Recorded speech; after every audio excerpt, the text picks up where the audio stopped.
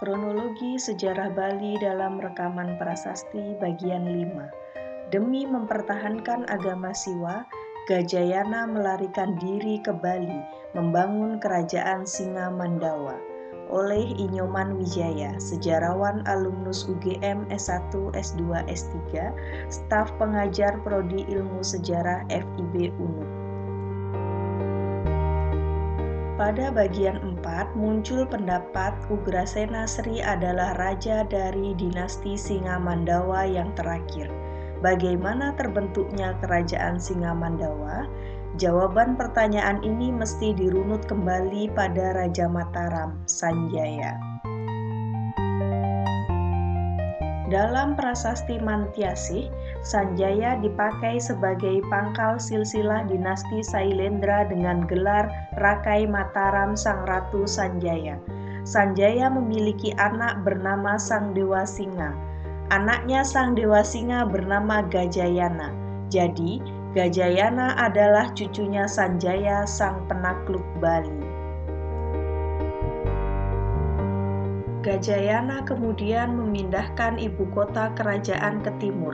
Alasan kepindahannya terungkap dalam sumber Cina, berpangkal dari rusaknya keadaan di Jawa Tengah. Apa yang terjadi? Purbacaraka menghubungkannya dengan meluasnya pengaruh agama Buddha Mahayana seperti tercatat dalam Prasasti Kalasan tahun 778 atau 700 Saka.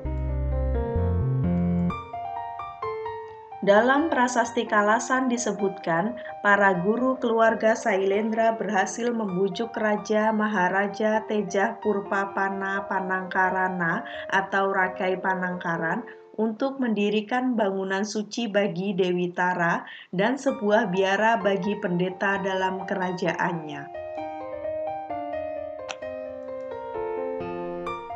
Bangunan suci yang dimaksud adalah Candi Kalasan, terletak di Desa Kalasan sebelah timur Yogyakarta sekarang.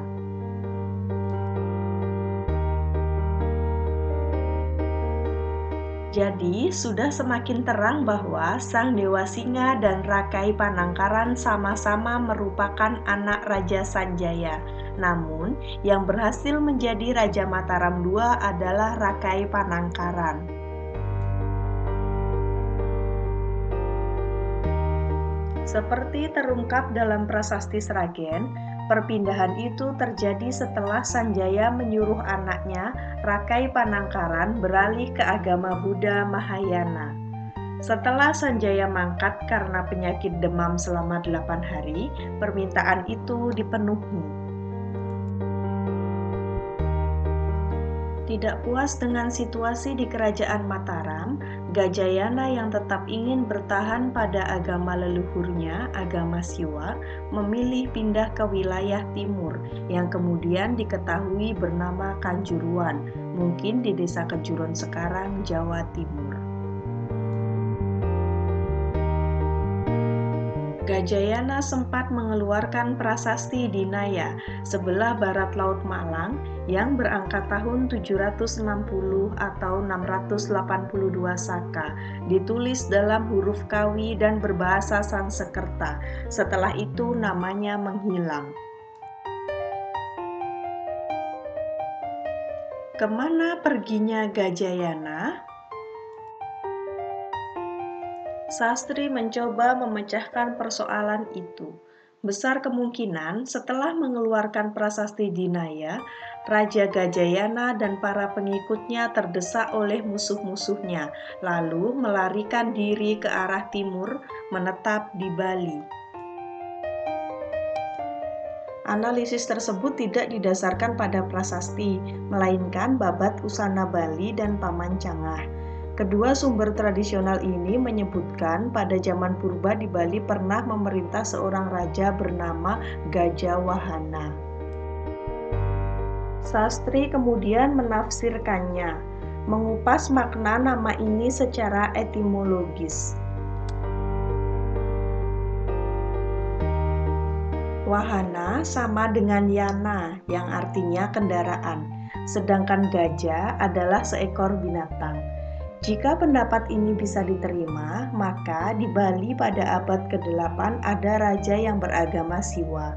Raja itu adalah Gajayana yang beristana di kerajaan Singamandawa. Kata singa tidak terdapat dalam bahasa Bali kuno, melainkan dari bahasa Sanskerta yang besar kemungkinan diambil dari Dewa Singa, ayah dari Gajayana. Mandawa berasal dari kata mandapa yang artinya istana, lebih tepat lagi pendapa istana. Dalam aksara Bali, tulisan pa hampir sama dengan ma.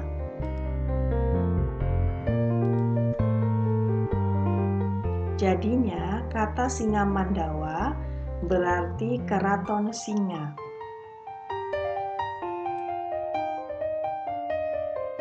Sastri memperkuat pendapatnya dengan menunjukkan prasasti-prasasti yang dikeluarkan oleh kerajaan Singamandawa sama sifatnya dengan yang ditemukan pada prasasti Dinaya. Apakah interpretasi sastri didukung oleh bukti-bukti sejarah yang kuat?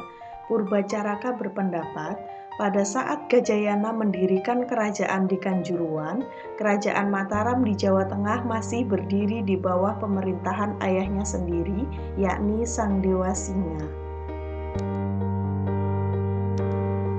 Apakah Sang Dewa Singa adalah juga Rakai Panangkaran yang disebut sebagai pengganti Sanjaya?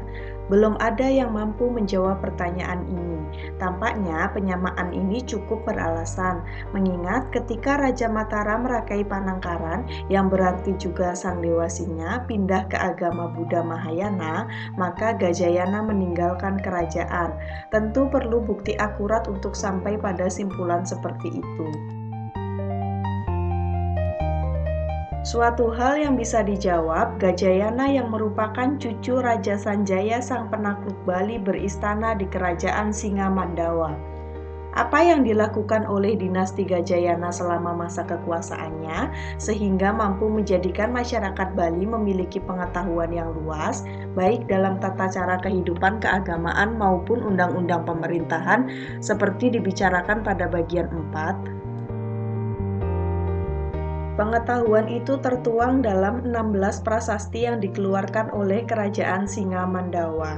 7 darinya tidak menyebutkan nama raja, sedangkan sisanya menyertakannya, yakni Ugrasena Sri.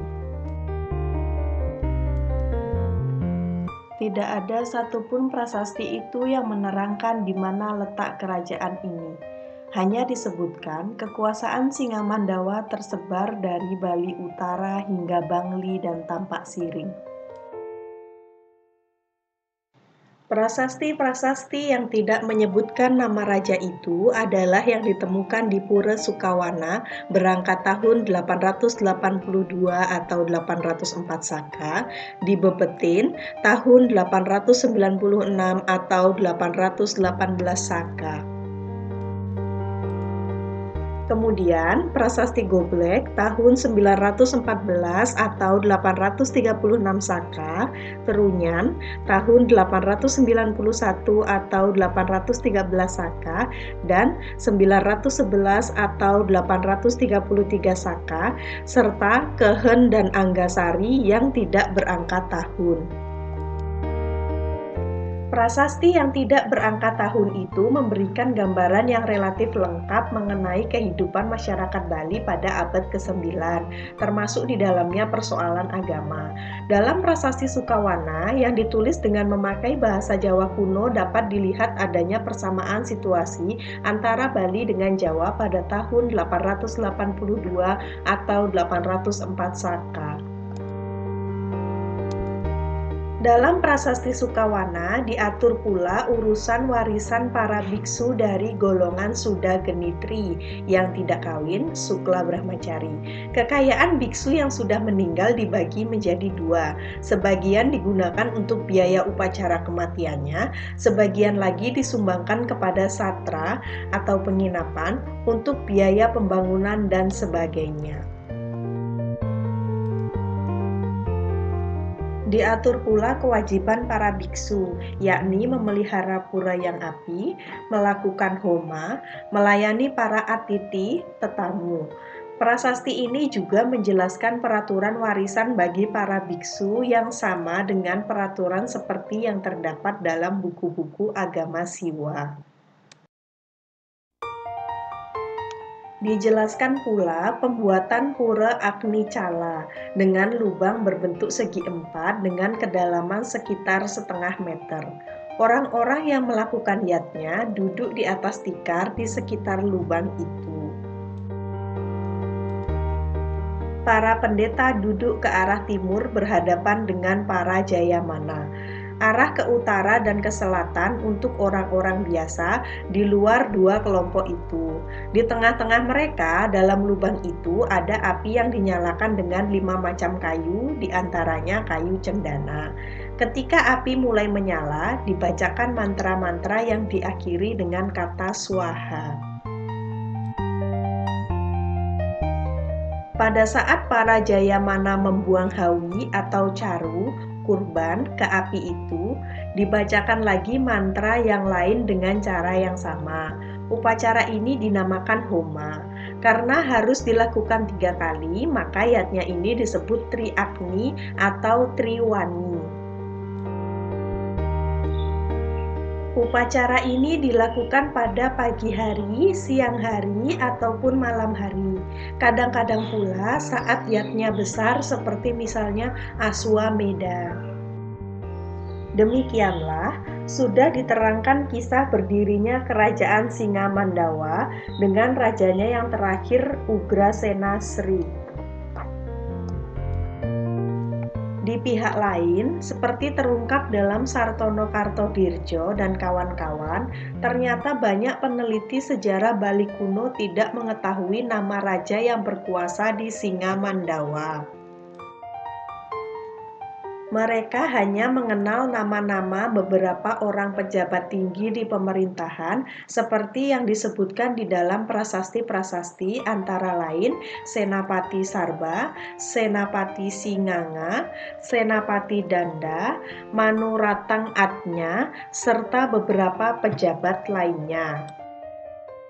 Pemikiran ini berpengaruh pada sejumlah buku lain yang menyamarkan masa pemerintahan Raja-Raja Singamandawa dengan cara mengemukakan intisari kandungan prasasti-prasastinya saja.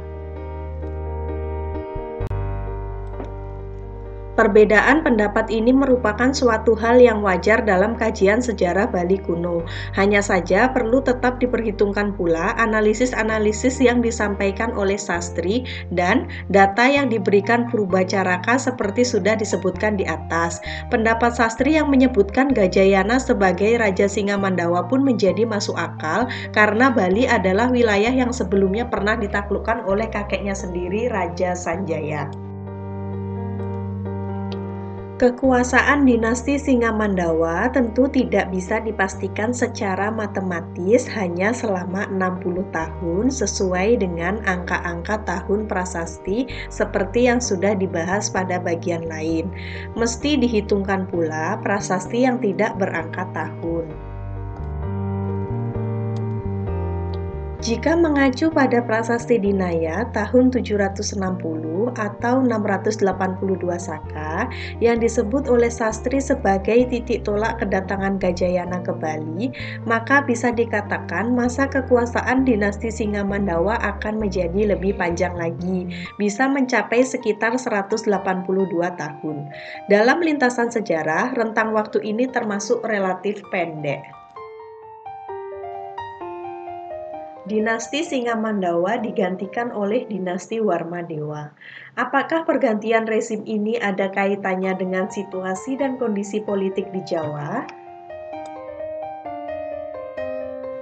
Tak perlu tergesa-gesa menjawabnya, karena di masa pemerintahan Singamandawa, di desa Pejeng, Gianyar, ditemukan tablet-tablet kecil yang merupakan ciri khas agama Buddha. Usianya sejaman dengan prasasti Candi Kalasan di Jawa Tengah tahun 778 atau 700 Saka. Apakah kerajaan Singamandawa mendapat serangan dari Raja Jawa Tengah yang beragama Buddha? Persoalan ini akan dibahas pada bagian 6. Video ini diproduksi oleh sebagai berikut.